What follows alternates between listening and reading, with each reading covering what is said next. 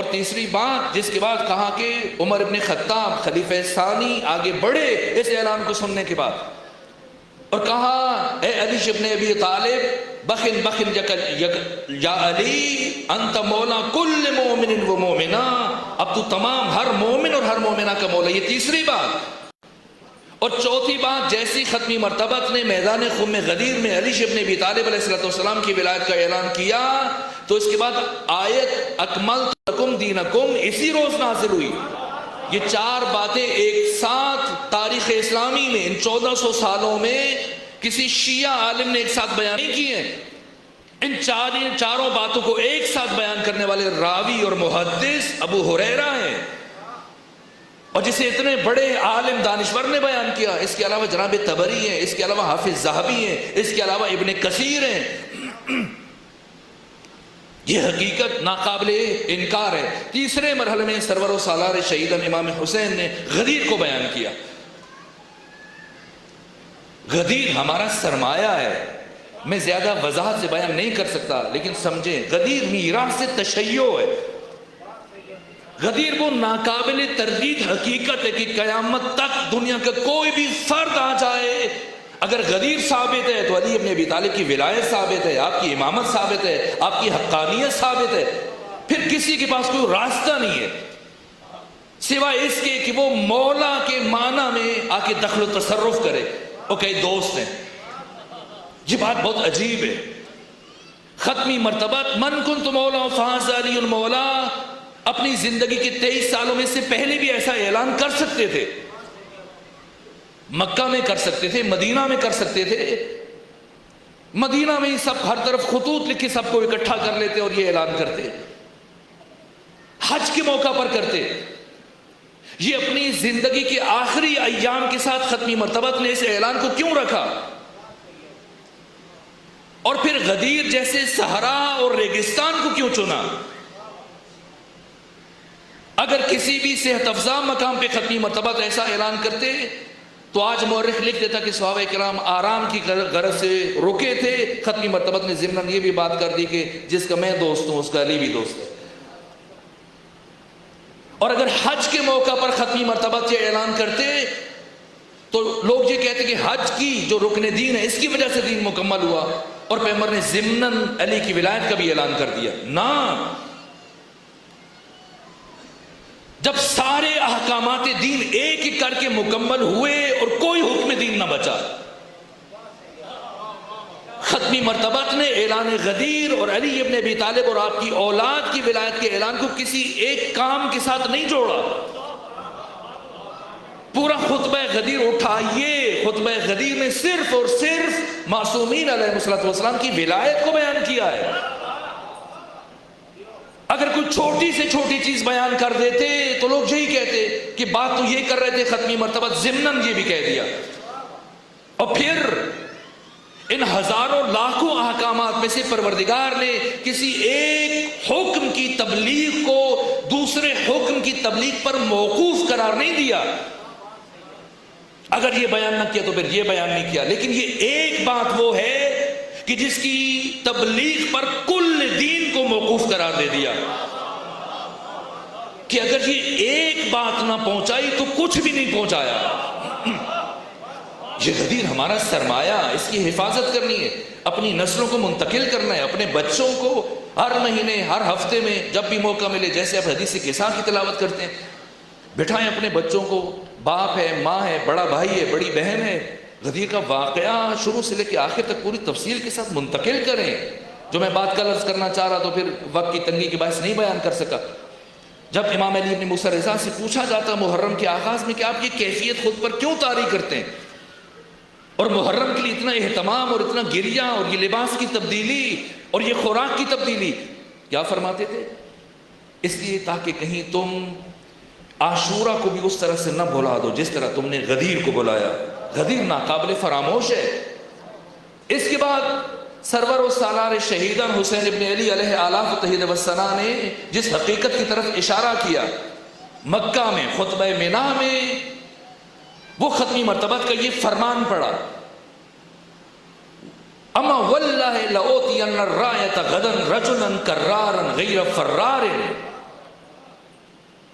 युहिब्बु अल्लाह व रसूलहु व युहिब्बुहु अल्लाहु व रसूलुहु व फतह अल्लाहु अला यदैहि। खत्मी मर्तबत का ये फरमान ज़ीशान पढ़ा। ये क्या है? देखिए, मैं अब ये बात जो अर्ज कर रहा हूं, मुमकिन है किसी के ज़हन में ये किसी कहानियां नहीं है। क्यों सैयदुल शुहदा मौला मुत्तकियां की सारी जिंदगी की फजीलतों में से चुनकर इन चीजों को बयान कर रहे हैं। ये खैबर क्या है? और हम इसलिए खुश नहीं होते कि अली इब्न अबी तालिब ने जंग खैबर में मरहब को मार दिया, किसी की मौत पे हमें खुशी नहीं है। बुनियादी रूह क्या है समझना है हमने। अब एक लम्हे के लिए फर्ज कर लें कि बाकी सारी तलवारें इस्लाम के दिफा में उठे, सिर्फ एक अली की तलवार नयाम में रहे। 9 साल 80 के करीब जो छोटी बड़ी जंगें लड़ी गई, इनमें आप अली इब्न अबी तालिब को एक तरफ निकालिए, फिर बाकी मुजाहिदीन सहाबा किराम बड़ी बड़ी शख्सियतों को लेके जाइए, फिर मुझे बताइए कि क्या जंग बदर अली इब्न अबी तालिब का बगैर फतह हो सकती थी? उहद, खंदक, खैबर, ज़ातुल सलासिल, बनी कुरैज़ा, तबूक, हुनैन, कौन सी जंग है जो वजूद मुबारक अली इब्न अबी तालिब अलैहिस्सलाम की शुजाअत के बगैर फतह हो सकी? इस्लाम मदजून है। मैं सिर्फ अगर तलवार की बात करूं, इस्लाम मदजून है और मकरूज है अपने हुदूस और वजूद में भी और अपनी बका में भी। किसका? इस्लाम अपने वजूद और हुदूस में ममनून और मदजून है अली इब्न अबी तालिब की शमशीर का, और इस्लाम अपनी बका में मदजून है अली इब्न अबी तालिब अलैहिस्सलाम के सब्र का। अगर इस्लाम बाकी है तो सब्र अली का नतीजा है, और अगर इस्लाम दुनिया में फैला है तो शमशीर अली है। बद्र में 1000 दुश्मन आए, 1000, और बराबर में मुसलमानों की तरफ से 313 अफराद हैं, 77 इसमें मुहाजिर हैं, बाकी सारे अंसार हैं। और कैफियत क्या है? अब तक ये मश्क नहीं हुई थी, पहली मर्तबा ये अचानक जंग 2 हिजरी में 17 रमजान मुबारक जुमा के दिन ये पहली जंग है। और जो कैफियत है कोई हदीस नहीं है, ये कुरान मजीद की आयत है। कुरान फरमा रहा है वयुजादिलूनका फिल हक़्क़ि बअदमा तबय्यना कअन्नमा युसाक़ूना इलल मौत वहुम यंज़ुरून। जो कुरान बयान कर रहा है कि जंगे बदर में अमरे हक के जाहिर हो जाने के बावजूद बहुत सारे अफराद ऐसे थे कि जो रास्ते में आपके साथ झगड़ते हुए चल रहे थे कि हमें मौत की तरफ धकेला जा रहा है। लोग खौफजदा थे, तलवारें कम है, तीर कम है, सवारियां कम है, सामने इतना बड़ा दुश्मन है, आजमूदा तैयार जिनमें बड़े बड़े पहलवान शामिल हैं। और सबसे पहले मरहले में जब बड़ी बड़ी शख्सियतें आई, अंसार में से अफराद आगे बढ़े, उनका तुम कल के शरीफ हम तुम्हें इस काबिल नहीं समझते कि तुम्हारे साथ तलवार उठाएं, जंग लड़े, हमें हम बदला अफराद को भेजो। बनु हाशिम में से 3 शख्सियतें आई, अबू उबैदा, जनाब हमजा और अली इब्न अबी तालिब। कुल 70 अफराद दुश्मनों के कत्ल हुए, 70 कैदी बने, 70 कत्ल हुए। इन 70 में से 35 अफराद जो शुजाअत में बेनजीर माने जाते थे, बड़े बड़े पहलवान, आम सिपाही नहीं, ये 35 अफराद कत्ल हुए। किसकी तलवार से? अली इब्न अबी तालिब अलैहिस्सलाम की तलवार से। और बाकी 35 के कत्ल में अली इब्न अबी तालिब की शमूलियत है।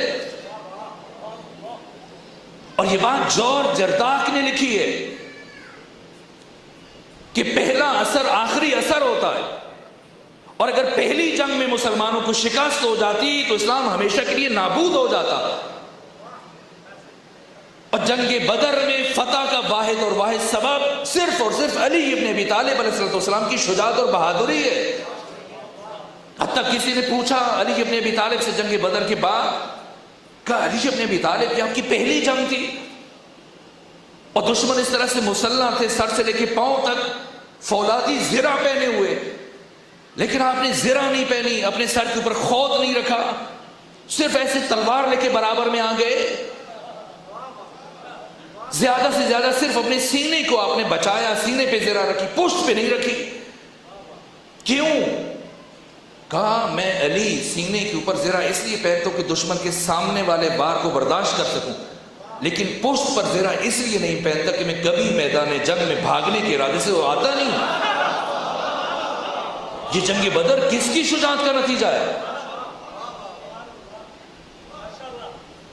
جنگ بدر میں سے آپ ذرا سا علی ابن ابی طالب علیہ السلام کو نکالیے، نفسیاتی طور پر جب بڑے بڑے سورما مغیرہ بن ولید، عتبہ، عتیبہ، شیبہ، حنظلہ، سارے علی کے ہاتھ سے مارے گئے، اس کے بعد پھر عام افراد تھے جن کو قتل کیا گیا مسلمانوں کی طرف سے، اور سب مل کے مار رہے تھے۔ یہ جنگ بدر ہے، اور اس کے 1 سال کے بعد ہم جنگ احد میں دیکھتے ہیں، جنگ احد میں خود قرآن فرما رہا ہے پہلا مرحلہ بجائے خود، پہلے مرحلے میں مسلمانوں کو فتح ہوگی، اور اس فتح میں بھی امیر المومنین کا ہاتھ ہے۔ اور جب مسلمان مال غنیمت چننے میں لگے اور خالد بن ولید نے پہاڑی کا چکر کاٹ کے حملہ کیا، تو یہ قرآن مجید کی آیت ہے، کوئی حدیث نہیں ہے کہ تُسْعِدُونَ وَلَا تَلُونَ عَلَىٰ أَحَدٍ وَالرَّسُولُ يَدْعُوكُمْ فِي أُخْرَاكُمْ، کہ جب خالد بن ولید نے پہاڑی کا چکر کاٹ کے دوبارہ سے حملہ کیا تو مسلمان اس طرح سے بھاگے کہ ان کو بھاگنے کے لیے راستہ نہیں مل رہا تھا، اور رسول پیچھے پیچھے آوازیں دے رہے تھے، استسعدون ولا تلون علی عہد والرسول یدعوکم، نام لے لے کے بلا رہے تھے واپس آ جاؤ، والرسول یدعوکم فی اخراکم، لیکن تم رسول کی آواز پر لبیک نہیں کہہ رہے تھے۔ یہاں تک کہ مولانا شبلی نعمانی نے لکھا کہ جنگ احد میں جب سب کے سب افراد علی ابن ابی ختمی مرتبت کو چھوڑ کے چلے گئے تو میدان جنگ میں یا نبی نظر آ رہے تھے یا علی نظر آ رہے تھے۔ اور شاہ عبد الحق محدث دہلوی نے لکھا ہے کہ جب چاروں طرف سے کافروں کی کوشش تھی کہ پیغمبر کو قتل کر دیں اور پیغمبر تنہا ہیں اور صرف علی ابن ابی طالب دیوانہ وار ختمی مرتبت کا طواف کر رہے ہیں، تو شاہ عبد الحق محدث دہلوی نے یہ کلمات لکھے، یا علی مرا از این جماعت نگہدار، اے علی کافروں کی اس جماعت سے مجھے بچا، حق کے نصرت را بچا آور، کہ وقت نصرت است، اے علی آج تو اپنی مدد کا حق ادا کر دے کہ آج کے دن تیری مدد کی ضرورت ہے۔ اگر جا علی مدد کے نام بدعت ہے، سب سے پہلے رسول اسلام پر فتویٰ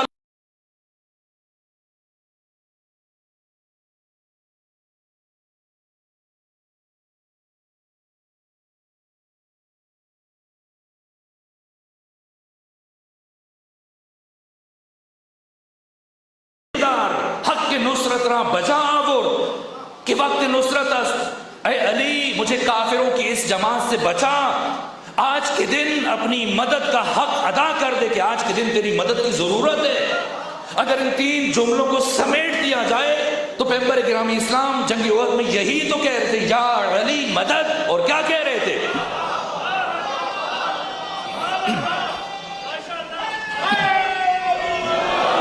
اور مولانا شبلی نعمانی نے لکھا جب چاروں طرف سے کفار سمٹ کر آئے اور تابڑ توڑ حملے کر رہے تھے تو میدان جنگ میں صرف یا نبی نظر آ رہے تھے یا علی نظر آ رہے تھے، اور علی ابن ابی طالب نے دیوانہ وار ختمی مرتبت کے گرد طواف کرنا شروع کیا۔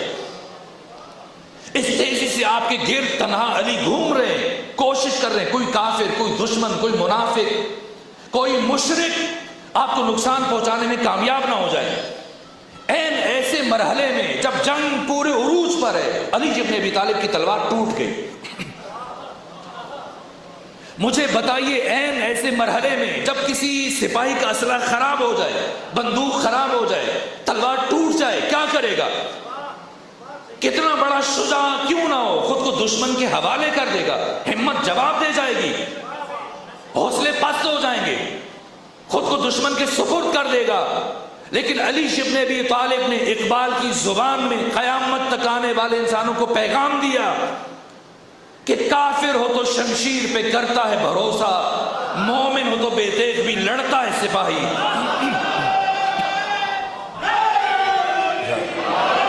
تلوار ٹوٹ چکی ہے لیکن ہمت جوان ہے۔ علی ابن ابی طالب نے اس ٹوٹی ہوئی تلوار کے ساتھ مشرکین مکہ کے ساتھ، دشمنوں کے ساتھ مقابلہ کرنا شروع کیا، اور یہ عجیب انداز تھا آپ کی جنگ کا کہ تلوار ٹوٹ چکی ہے، ٹوٹی ہوئی تلوار ہاتھ میں، بازو کو اپنے مکوں سے، بازو کو اپنی ٹھوکروں سے، بازو کو اپنے گھوڑے کی ٹاپوں سے، بازو کو اس ٹوٹی ہوئی تلوار کے ساتھ اس طرح سے جہاد کر رہے ہیں ہزاروں دشمنوں کے ساتھ۔ اور خدا سبحان نے جب یہ منظر دیکھا کہ ادھر میرا اکیلا شیر ہے اور وہ نہتا، اور برابر میں دشمنوں کا ہزاروں کا لشکر اور پوری طرح اسلحہ جنگ سے لیس ہے، تو پروردگار نے آسمان سے ایک تلوار اتاری جس کا نام ذوالفقار تھا، اور جس کے بھیجنے کا اعلان قرآن میں فرمایا کہ وہ انزل الحدید فیہ باس شدید، کہ ہم نے آسمان سے لوہا اتارا جس میں شدید لڑائی ہے، ومنافع للناس، اور لوگوں کے لیے فائدہ ہے، ولیعلم اللہ، اور اللہ جانتا ہے، من ینصرہ، کون ہے اس کے دین کی نصرت کرنے والا، ورسلہ، اور کون ہے جو اس کے سارے رسولوں کا مددگار ہے۔ لوہا زمین سے نکلتا ہے، کون سا لوہا ہے جو آسمان سے آتا ہے؟ یا تو اس آیت کا انکار کر دیجئے یا پھر مانے کہ کوئی لوہا ایسا ہے جو آسمانوں سے آیا ہے۔ یہ کون سا لوہا ہے؟ یہ وہی لوہا، یہ وہی ذوالفقار جو جنگ احد میں نازل ہوئی، اور جیسی تلوار ملی، اب علی کی جنگ کا منظر بہت عجیب تھا۔ جیسے یہ ذوالفقار علی ابن ابی طالب کے ہاتھوں میں آئی، اب اس طرح سے حضرت نے تلوار چلانا شروع کی کہ سر فضاؤں میں اڑنے لگے، اور گاجر اور مولیوں کی طرح سے دشمنوں کو حضرت نے کاٹنا شروع کیا، آگے بڑھ بڑھ کر حملے کر رہے ہیں۔ یہ پہلی جنگ ہے، واحد جنگ ہے جس میں بھاگنے والے دشمنوں کا علی ابن ابی طالب نے تعاقب کیا، اور جب آسمان کے ملائک اور فرشتے، آسمان کے قدسی علی ابن ابی طالب کی شجاعت کے مناظر آسمان کی کھڑکیاں کھول کر دیکھ رہے تھے، خود ان کا بھی پیمانہ صبر لبریز ہو گیا، اور اب سب نے اللہ سے اجازت مانگی کہ اجازت ہے ہم زمین پر جائیں، اور جب اللہ کی طرف سے اجازت ملی، اب جبریل آگے آگے اور باقی فرشتے پیچھے پیچھے، اور ابھی یہ فرشتے زمین پر نہیں پہنچے تھے کہ آسمان اور زمین کی فضاؤں میں یہ ترانے گونج اٹھے، یا علی لا فتح الا علی ولا سیف الا ذوالفقار۔ اے علی، آسمان کے فرشتے بھی یہ مان گئے کہ اس کائنات میں اگر کوئی تلوار ہے تو صرف ذوالفقار ہے، اور اگر کوئی شجاع ہے تو صرف علی ہے۔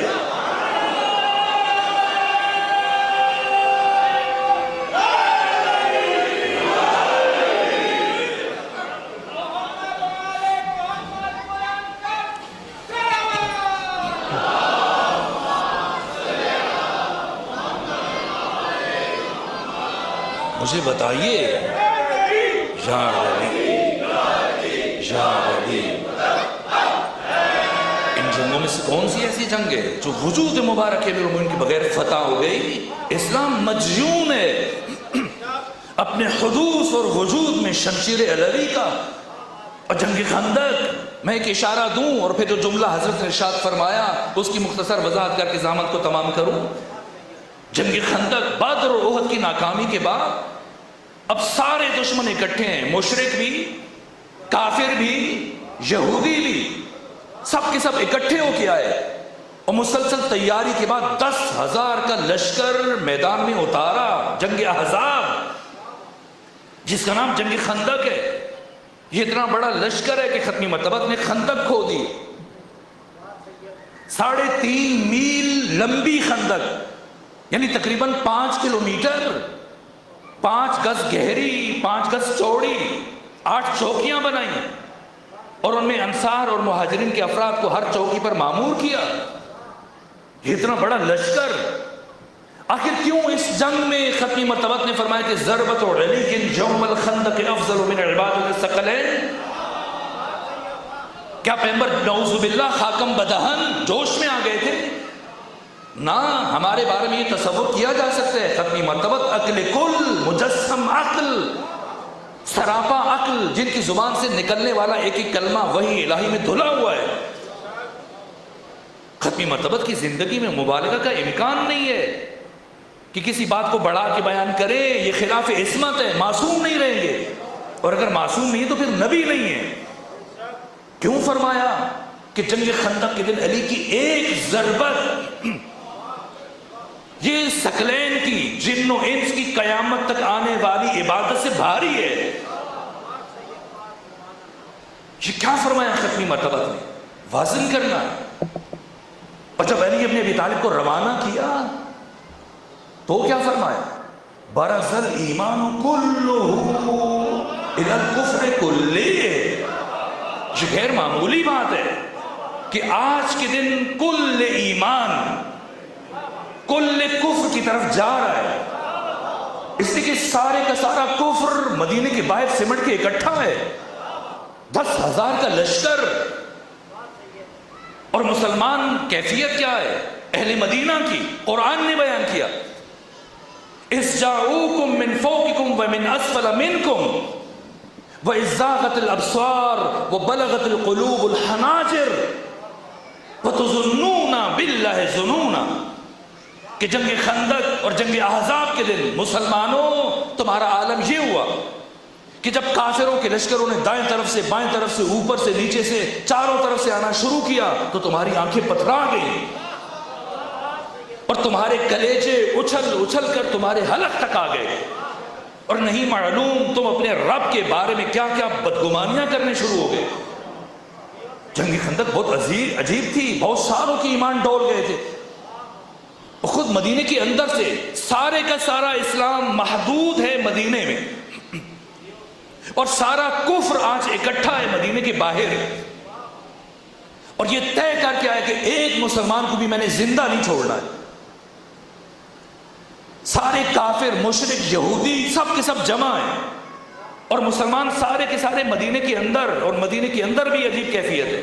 بنو قریظہ جن کے ساتھ ختمی مرتبت نے مدینہ میں پہنچنے کے فوراً بعد معاہدہ کر لیا تھا کہ ہم آپس میں جنگ نہیں کریں گے, اور اگر ہم دو میں سے کسی نے ہم پہ جنگ مسلط کی, تم پر یا ہم پر, تو جس پہ جنگ مسلط کی گئی دوسرا بھی اس کا ساتھ دے گا, اس کی مدد کرے گا. یہ عہد و پیمان ہوئے تھے بنو قریظہ کے ساتھ.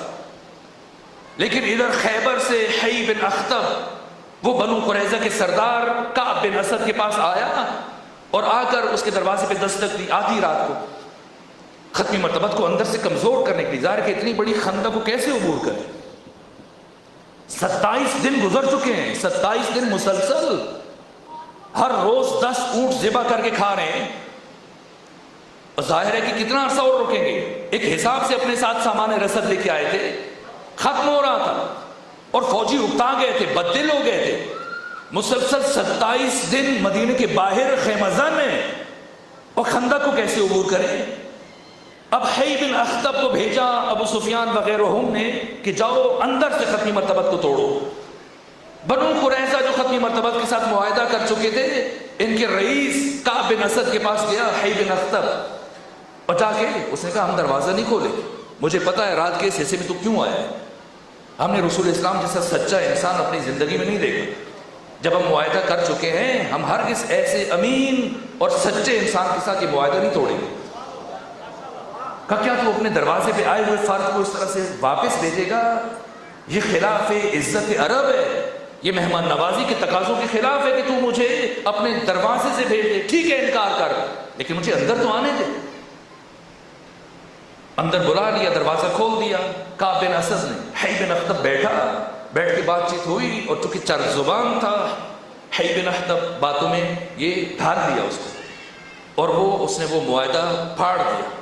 اور اب مدینے میں اعلان کیا کہ اب ہمارا رسول اسلام کے ساتھ کوئی معاہدہ نہیں ہے. اب آپ دیکھیے مدینے کے اندر باہر کل کفر جمع ہے, اور مدینے کے اندر آدھی آبادی یہودیوں کی ہے. اور اب مسلمانوں نے ادھر پڑاؤ ڈالا ہے ایک نقطے پر, اور اب فکر مند ہے کہ ہماری عزت محفوظ نہیں ہے, بچے محفوظ نہیں ہیں, خواتین محفوظ نہیں ہیں, یہودی ہمارے گھروں پہ حملہ آور ہو جائیں گے. قرآن مجید نے تفصیل کے ساتھ ساری منظر کشی کی ہے.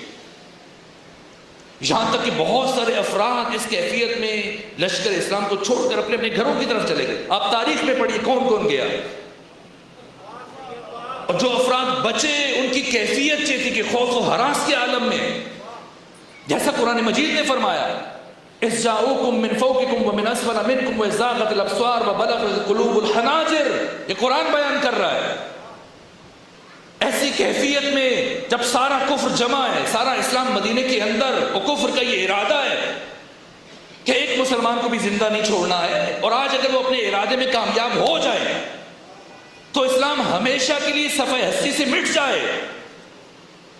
اور 27 دن مسلسل محاصرے کے بعد بالآخر تنگ پڑے اور انہوں نے طے کیا جو سب سے بڑے 7 ان کے بڑے بہادر شجاع افراد تھے، جن میں سر فہرست عامر بن عبد الود، دوسرے نمبر پہ اس کا بیٹا حسن بن عامر، تیسرے نمبر پر نوفل بن عبداللہ، پھر اسی طرح سے اکرمہ بن ابو جہل. یہ 7 چنیدہ افراد بڑے بڑے پہلوان، انہوں نے گھوڑوں کو ایڑ لگائی اور خندق عبور کر کے چلے گئے. اور جب خندق عبور کر کے چلے گئے، سر فہرست عمرو بن عبد الود، یہ 6 پیچھے کھڑے ہیں، 7واں عمرو بن عبد الود للکارتا ہوا رسول اسلام کے خیمے کے قریب پہنچ گیا. کہے محمد بھیجو کسی کو جسے جنت میں جانے کا شوق ہے، اور اگر کسی میں ہمت ہے مجھے جہنم میں بھیج دے. بار بار للکار رہے، کہیں سے کوئی آواز بلند نہیں ہو رہی. یہاں تک اس نے گستاخی کی اور اپنے نیزے سے ختمی مرتبت کے خیمے کو چیر دیا. کہا محمد، چیخ چیخ کر میرا گلا خشک ہو گیا کہ کوئی نہیں تم میں سے ایسا مرد جو میرے ساتھ مقابلہ کر سکے. جیسی اس نے ختمی مرتبت کے خیمے کو اپنے نیزے سے چیرا، ایک مرتبہ ختمی مرتبت کے چہرے پر برہمی کے آثار نمایاں ہوئے. فرمایا مل ھذا الکلب، کون ہے جو اس کتے کا منہ بند کرے. بعض لوگ افراد جہاں پر آ کے کہتے ہیں کہ ختمی مرتبت نے اپنی زندگی میں گالی دی ہے. نہ، ختمی مرتبت سے متعلق قرآن قسم اٹھا کے کہتا ہے یاسین والقرآن العظیم، کہ خود قرآن کی قسم انک لعلی خلق عظیم، تو اس کائنات کا سب سے بڑا باخلاق ہے. ممکن نہیں ہے رسول اسلام گالی دیں. ختمی مرتبت کے مکتب میں قرآن میں گالی نہیں ہے، گالی کا تصور نہیں ہے. اور اگر کوئی جاہل یہ سمجھتا ہے ختمی مرتبت نے گالی دی، اس کا مطلب اس نے روح اسلام کو نہیں سمجھا. ختمی مرتبت نے ہرگز عامر ابن عبد الود کو گالی نہیں دی. بحثیت رسول ختمی مرتبت کا فریضہ تھا کہ اب جو دشمن بڑھتے بڑھتے یہاں تک آیا، اس کی حقیقت کو قیامت تک آنے والوں کے لیے آشکار کرے. بتائیں کہ جب کوئی گستاخ اتنا بڑھ جاتا ہے کہ رسول اسلام کے خیمے کی حرمت کو بھی نہیں پاس رکھتا اور خیمے کو نیزے سے چیر دیتا ہے اور دروازے پہ آ کے اس طرح سے گستاخیاں کرتا ہے، تو خبردار اس کے چہرے پہ مت جانا. یہ دیکھنے میں انسان ہے، شکل انسانی ہے، لیکن باطنی اعتبار سے در حقیقت یہ کتا ہے. یہ رسول نے سمجھایا ہے کہ اگر کوئی رسول کے دروازے پر آ کر ایسی گستاخیاں کرے، اس کی بھی شکل انسانی ہے، حقیقت میں کتا ہے. اور اگر کوئی بطول بصرت الرسول کے دروازے میں آ کے گستاخی کرے، اس کی حقیقت بھی یہی ہے. جیسی بولا ایک مرتبہ علی ابن ابی طالب کہ یا رسول اللہ آپ مجھے اجازت دیجیے، مجھے بھیجیے. کہا علی آپ بیٹھ جائیں. کیوں بٹھایا؟ کیوں علی کو بٹھایا؟ اور پورے مجمع کی طرف نگاہ ڈال رہے کوئی اور اٹھے، اور کوئی نہیں اٹھ رہا. اگر جیسے علی نے کہا تھا ختمی مرتبت بھیج دیتے تو آج مورخ یہی لکھتا کہ اور بھی اٹھ سکتے تھے، لیکن علی اٹھ گئے. پیغمبر کرام اسلام حکیم ہے، امت اسلامی ہے، مجسم عقل ہے، بتا رہے سمجھو علی کون ہے. یہ اسلام اپنے حدوث اور وجود میں نتیجہ ہے شمشیر علوی کا، دوبارہ کا. کوئی اٹھے؟ کوئی بھی نہیں اٹھا. حتیٰ اباذر، سلمان، ہمت نہیں تھی اتنا دیو کامک سر، بلکہ رسول اسلام کو خود مشورے دے رہے تھے. تبری میں جا کے دیکھ لیجئے، باقی تاریخوں میں کون بتا رہا تھا. کہا یا رسول اللہ یہ فارس سے یلجل ہے. یلجل ایک مقام جہاں پر 1000 ڈاکو نے جب حملہ کیا تھا اور سارے قافلے والے اپنا مال چھوڑ کے بھاگ گئے، تنہا عامر ابن عبد الود تھا. اور عامر ابن عبد الود نے اونٹنی کے ایک بچے کو اٹھا کے ڈھال بنایا اور 1000 افراد کے مقابلے میں تنہا لڑا.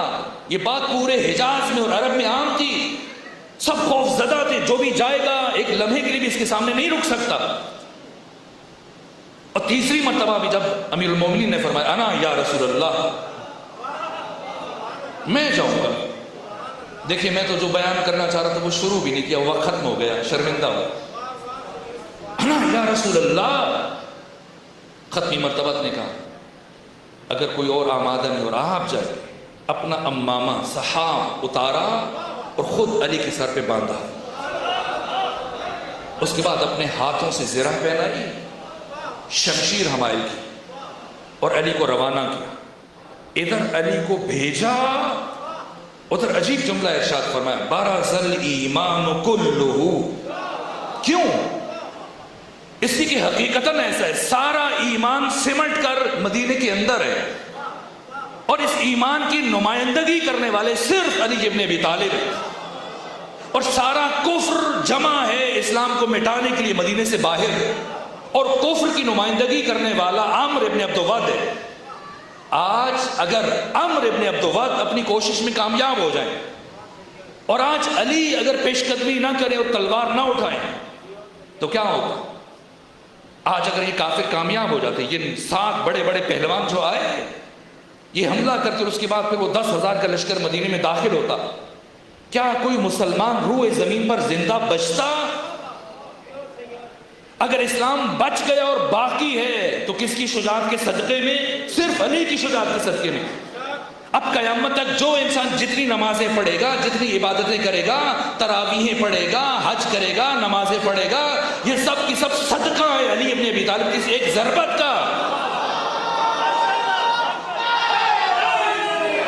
اس لیے فرمایا کہ ضربت علی یوم الخندق، جو مسلمان قیامت تک نماز پڑھ رہا ہے یہ اس کی نماز مدیون ہے ذات علی ابن ابی طالب کی۔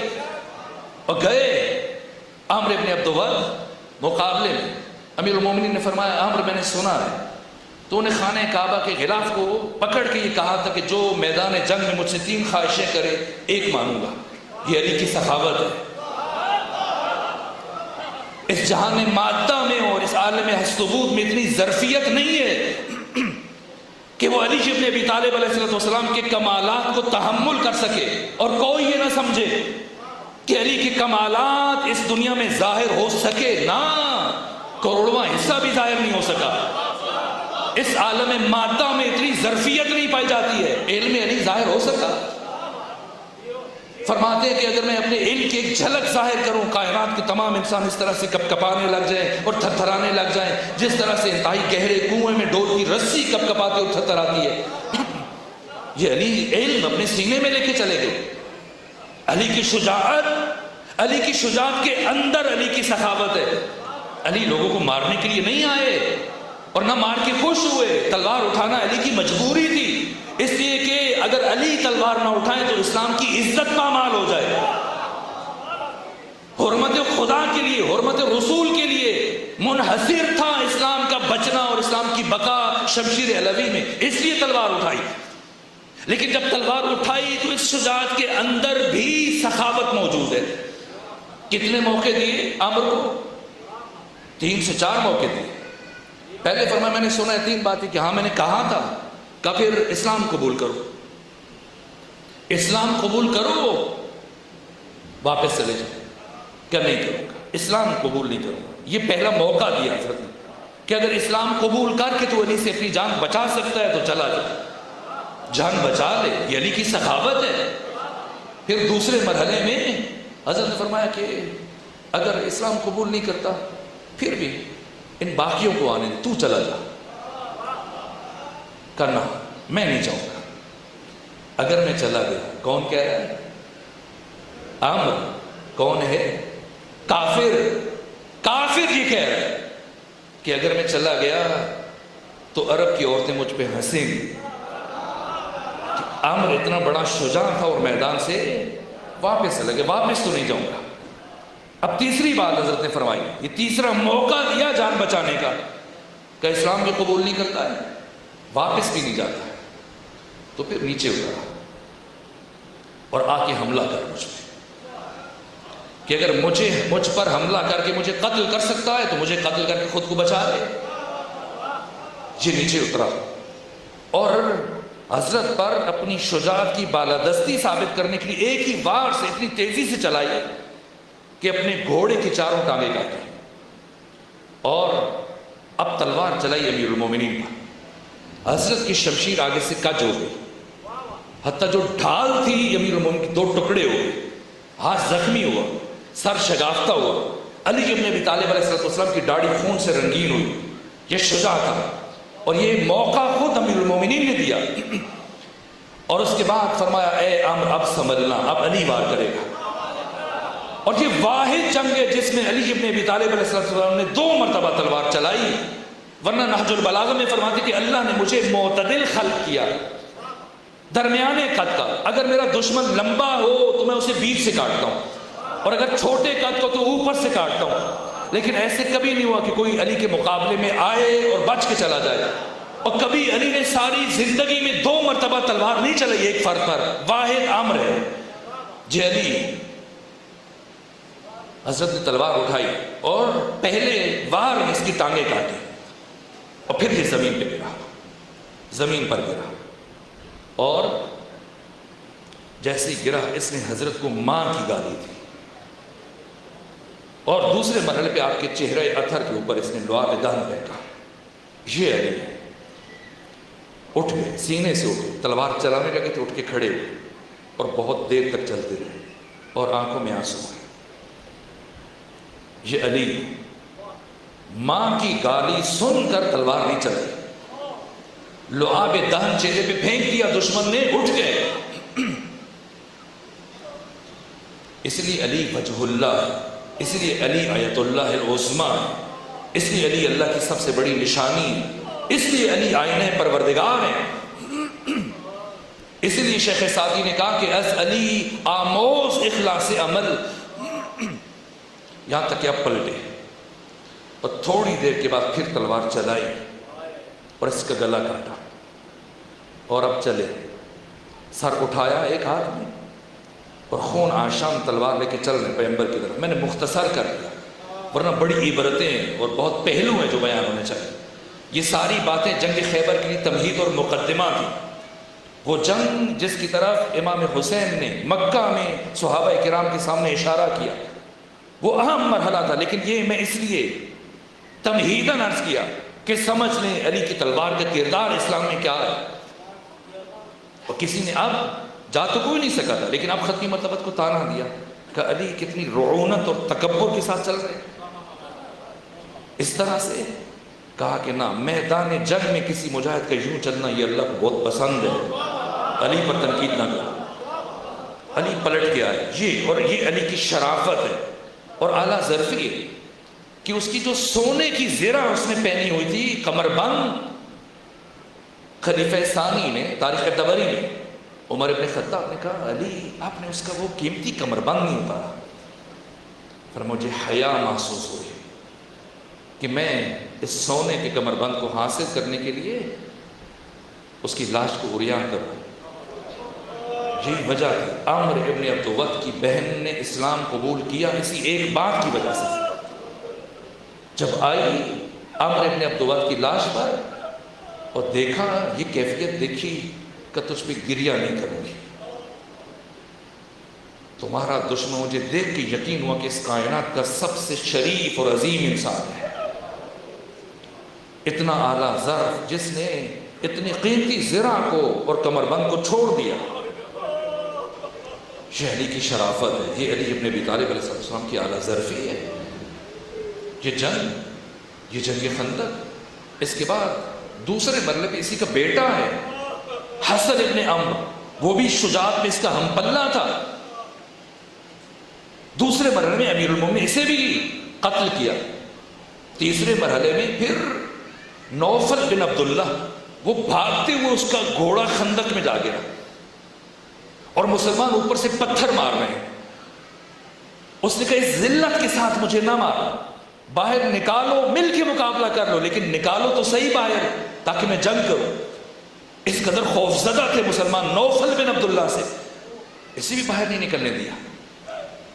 اوپر سے پتھر مارے، یہاں تک کہ علی ابن ابی طالب خود اترے خندق میں اور تیسرے دشمن خدا کو قتل کیا۔ اس جنگ میں غیر از علی کسی اور کا کردار بتائیے؟ ہاں ایک فرق، جب بھاگ رہا تھا ابن خطاب فہری، جب بھاگا تو کسی نے کہا چلو بہتی گنگا میں ہم بھی ہاتھ دھو لیں، کچھ ہم بھی اپنے نام لکھوا لیں۔ یہ چوتھا پہلوان، جب یہ بھاگا تو کوئی اس کے پیچھے مسلمان بھاگا، تو اسے تھوڑا آگے چل کے صرف خیال آیا کہ علی کا مزاج نہیں ہے کہ وہ بھاگنے والے کے پیچھے بھاگے، اس لیے کہ جو بھاگ رہا ہے وہ علی سے زندگی کی بھیک مانگ رہا ہے، اور علی ایسا نہیں کہ اپنے دشمن کو بھی محروم رکھے۔ علی تو نہیں بھاگ سکتے، کون ہے میرے پیچھے آنے والا، صرف دیکھنے کے لیے کہ میرے پیچھے کون آ رہا ہے، کون آ رہا ہے۔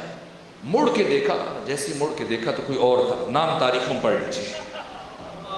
جیسے ہی مڑ کے دیکھا گھوڑے کو اس نے موڑا دیکھنے کے لیے، تو اب جو پیچھے بھاگ رہا تھا گھبرایا کہ شاید یہ مقابلہ کرنا چاہ رہا ہے۔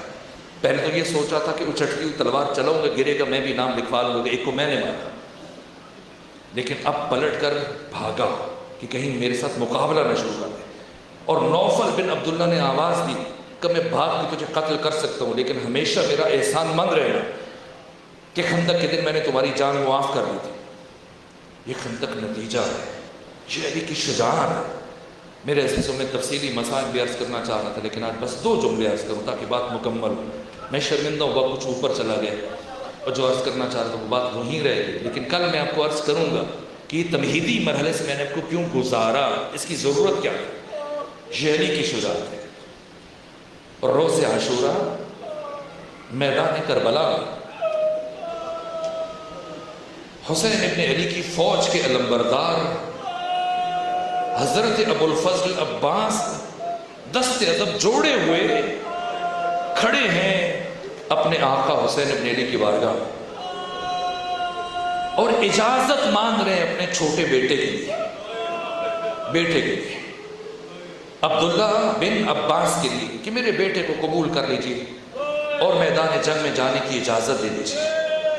اور امام حسین کیا فرما رہے ہیں، اے عباس، آپ کے 3 بھائی پہلے شہید ہو چکے ہیں، آپ کا بیٹا بھی چھوٹا ہے، 11 سال سن ہے، جہاد ساکت ہے، میں کب تک ام البنین کے گھر کو اجڑتا ہوا دیکھوں۔ حسین اجازت نہیں دے رہے، لیکن عباس سوالی بن کے کھڑے، صرف اپنی جان قربان نہیں کی، خود سے پہلے اپنے بیٹے کو بھیجا۔ بڑی مشکلوں سے اجازت ملی، اور جب اجازت ملی فرزند حضرت ابو الفضل عباس کو، اب ظاہر چھوٹے تھے، نہ کوئی خود سر پہ آ سکتا تھا نہ زیرہ، خود سے تلوار حمائل کی اور گھوڑے پہ نہیں جا سکتے تھے، خود پیدل چل کے گئے۔ اور جب چل رہے تھے مقتل نگار میں یہ جملے لکھے کہ حضرت ابو الفضل عباس کے فرزند کی شمشیر کربلا کی سرزمین پر خط کھینچ رہی تھی، جیسی چند قدم طے کیے کہ بیٹا میری بات سنتے جانا، اے عبداللہ سنو، آج تم زندگی میں پہلی مرتبہ میدان جنگ کی طرف جا رہے ہو، اور اے بیٹے عبداللہ، جب تم میدان جنگ میں جاؤ گے تو دشمن تمہارے اوپر حملے کرے گا، تلواریں چلائے گا، نیزے چلائے گا، برچیاں چلائے گا، تیر چلائے گا، لیکن اے عبداللہ تم اتنا یاد رکھنا کہ تو علی ابن ابی طالب کا پوتا ہے۔ اے عبداللہ جب دشمن چاروں طرف سے حملہ آور ہو تو پھر پلٹ کر خیام کی طرف نہیں آنا، اتنا ذہن میں رکھنا کہ تو علی کا پوتا ہے۔ اب روایتوں میں یہ جملے موجود ہیں، جب گئے پہنچے میدان میں، باری باری ایک ایک فرد جب مقابلے میں بھیجتا ہے عمر بن سعد، جو بھی آتا ہے ابو الفضل عباس کے فرزند اسے حرف غلط کی طرح سے مٹا رہے ہیں۔ بالآخر عمر بن سعد نے کہا یہ عباس کا بیٹا ہے، اگر ایک ایک کر کے بھیجو گے ساری فوج ختم ہو جائے گی، سب مل کے اس بچے کو گھیر لو اور چاروں طرف سے اس کے اوپر حملہ آور ہو جاؤ۔ تاریخوں میں اور مقتل کی کتابوں میں جملے ہیں، چاروں طرف سے دشمن ٹوٹ پڑے، جس کے ہاتھ میں جو ہتھیار ہے وہ ہتھیار چلا رہا ہے، اور اب جب زخموں کو برداشت نہ کر سکے اور جسم کے خون کا اکثر حصہ بہہ گیا، گرنے لگے، تو اب رخ بھی خیام کی طرف نہیں کیا، نجف کی طرف رخ کیا، اور پھر بابا کو آواز دی، اے بابا میرا وقت آخر آ پہنچا ہے، میرا آخری سلام قبول کر لیجئے۔ ادھر عبداللہ بن عباس گرے، ادھر ابو الفضل عباس زینے فرس پر سوار ہوئے، گھوڑے کو ایڑ لگائی، میدان جہاد میں پہنچے اور اب اپنے بیٹے کی لاش کو اٹھانا چاہ رہے تھے، یا ایک ہاتھ پشت کی طرف سے آپ کے کندھے پہ بڑھا۔ عباس نے مڑ کے دیکھا، آقا حسین کا ہاتھ تھا، اور حسین یہ فرما رہے تھے، اے عباس، کیا تو نے زندگی میں یہ دیکھا ہے کہ کوئی باپ اپنے بیٹے کی لاش اٹھائے؟ میں کہوں گا آقا حسین، آج آپ ابو الفضل عباس کو بیٹے کی لاش نہیں اٹھانے دے رہے، تھوڑی دیر کے بعد خود جب علی اکبر کی لاش اٹھانا پڑے۔ الا لعنت اللہ علی القوم الظالمین وسیعلم الذین ظلموا ای منقلب ینقلبون۔ پروردگار بحق حضرت ابو الفضل عباس باب الحوائج ہماری اس عبادت کو اپنی بارگاہ میں قبول فرما، ہماری اس عبادت کے لیے اپنی بارگاہ سے اجر عظیم قرار دے، ہمارے گناہوں سے درگزر فرما، ہمارے والدین کے گناہوں سے درگزر فرما، ہم سب کو نعمت تقوی عطا فرما، ہم سب کو معرفت عاشورہ عطا فرما۔ پروردگار ہمارے دلوں کو اپنی معرفت کے نور سے منور فرما، ہمارے دلوں کو محمد و آل محمد کی ولایت کے نور سے منور فرما۔ جو مومن مریض ہیں سب کو شفا عطا فرما، جو تنگ دست ہیں سب کی تنگ دستی دور فرما، جو مقروض ہیں ان کے قرض ادا فرما، جو پریشان حال ہیں ان کی پریشانیوں کو دور فرما، جو بے اولاد ہیں انہیں اولاد عطا فرما۔ پروردگار ہمیں اپنی نسلوں کی ساحل تربیت کرنے کی توفیق عطا فرما۔